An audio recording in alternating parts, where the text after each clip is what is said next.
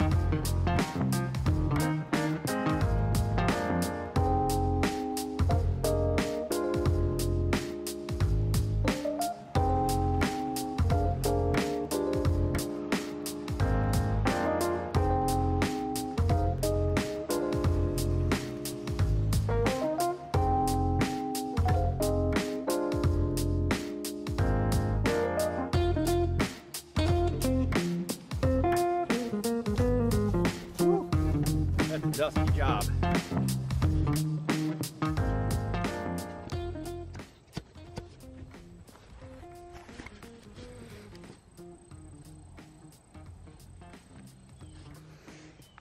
It's a dusty job, but it works well. I'm just trying to figure out if it's better to go backwards or forward. I think I figured out it's better to go forward. It wants to move left and right, and it's hard to, you got two joysticks and it's hard to keep them both forward or backwards at the exact same pace. But it takes a little getting used to, but I think it's doing a great job. And come to find out, the soil is actually really not all that compact. It seems a little pretty I don't know what the word is, aggregated or something. So it's working good. I'm gonna make it really nice, probably go, I don't know, 20-30 passes to make it sure it's really get all these clumps taken care of. But this is a whole lot better than a tractor tiller. I've tried to till before and it just leaves, it doesn't make them as minute as this thing does. certainly the way to go if you're considering. Whew, now that is a dusty job, but I'm making some progress. However, I'm uncovering a lot of stones, so I need to take a break and pick up the stones so I don't keep on running over them. See these here? Get those out of the way. Bunch of them up in here. But you know, this land hasn't been turned over in probably many years. I'm sure there were cattle here at one time, so probably been, you know, I'm sure it's having cattle is probably hard on the land, but just gonna pick up the rocks and then go back at it. I probably want to come over to about where I'm at right now, all the way down. This is that would be a good start. So I got a little ways to go. Anyway, here we go picking up rocks.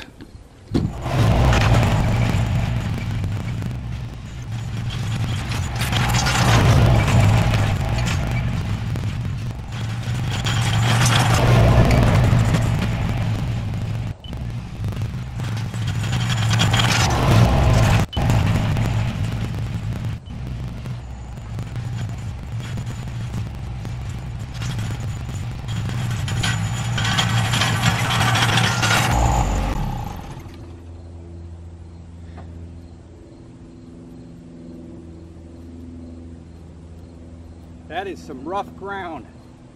I'm definitely gonna have to come through with the tractor afterwards, kind of smooth all that out.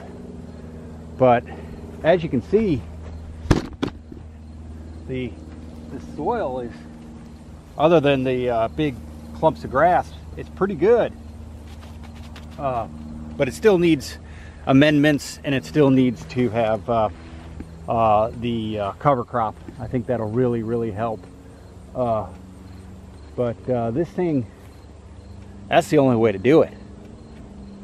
It's taken a little while, but I'm going to keep on making passes, and I guess the more passes you make, the more smooth it becomes. Well, I got it done, at least part of it. So now I need to come through with the tractor and kind of smooth it out a little bit. As you can see, there's big piles of dirt. Still a lot of grass clumps in here, but it's just the kind of grass we have. I don't know if it's Bermuda or what, but it's just got a real strong taproot. And so I'm hoping that the what's the word I'm looking for? The ground cover that I'm going to plant will help a lot with that. I'm going to come through, clean all this up, smooth all this out. As you can see, there's just big piles of, but at least it's dusty, and it's just probably because we haven't had any rain in it seems like months. But I'm very happy with that machine. It's really helped. So I don't know, I think probably got maybe about a half an acre, maybe 3/4 of an acre done. Not bad for a couple hours work. So I think I'm going to wait to do the planting till maybe Tuesday or Wednesday. I might have mentioned that earlier, just because it may rain, and I know it's going to cool off, so that'll be a good thing. So I'm very happy with this. I'm glad I rented that thing. So I'll show you the planting here in a little while, but definitely want to document this and see how the ground cover planting works. So thanks for sticking around. So now that I have everything cultivated up, took the cultivator back. It was wonderful, very helpful.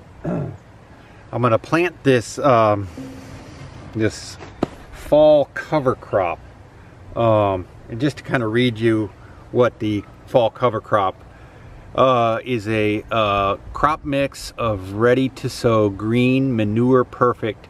It's perfect for renewing soils. The mix improves soil health through additions of organic matter, soil aeration, and nitrogen fixation. Green manures provide living mulch that protects soils from winter erosion. It's a mix of winter wheat, field peas, annual ryegrass, red clover, and hairy vetch. All the research I've done is this fall cover crop mix is probably the best. I don't do any work with American Meadows or anything like that. I just happen to find them online. But I'm gonna go ahead and spread everything, and hopefully Mother Nature will take over and give us some rain and not wash it all away. And then the goal here is to then come back in the springtime and probably do another cover crop of a different mixture and see how that goes. But for now, I'm gonna go ahead and spread this. Got everything ready, and then I'll kind of update you periodically throughout the late fall and winter and show you how things are progressing. Hopefully we'll get some germination, and then I want to go back after it grows and everything, probably cut it all back and just let it sit there over the probably early spring. And then that way it kind of continues to aerate and get into the soil, and the organic matter will do its thing. And then come back, spread that the spring mix. So hopefully that'll do the trick, and we'll see. I'll keep you abreast of what happens. So go ahead and spread all this. Got my handy dandy knife here somewhere. Oh well.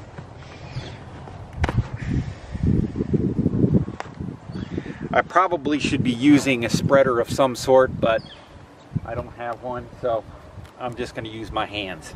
And hopefully we'll kind of go thin on it and get everything covered well.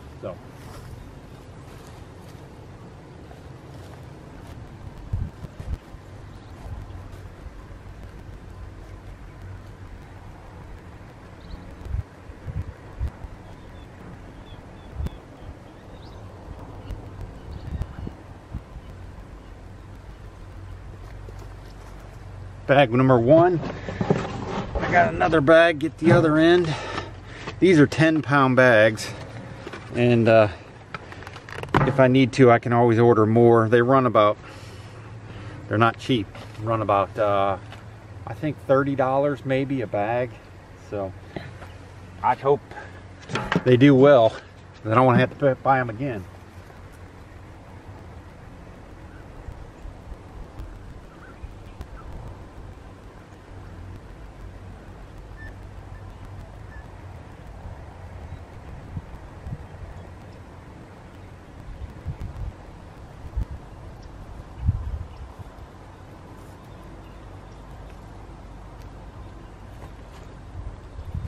So hopefully this will help considerably with aerating the soil and providing a good base for the lavender to grow well. Fingers crossed. I've never done this before, but I know I got cruddy ground for lavender.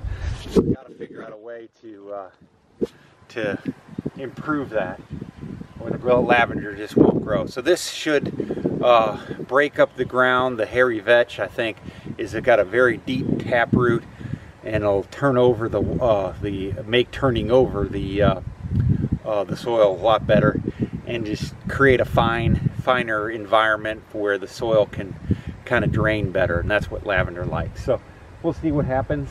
I'll keep you abreast, and thank you for hanging out with me for a little while. Talk to you soon.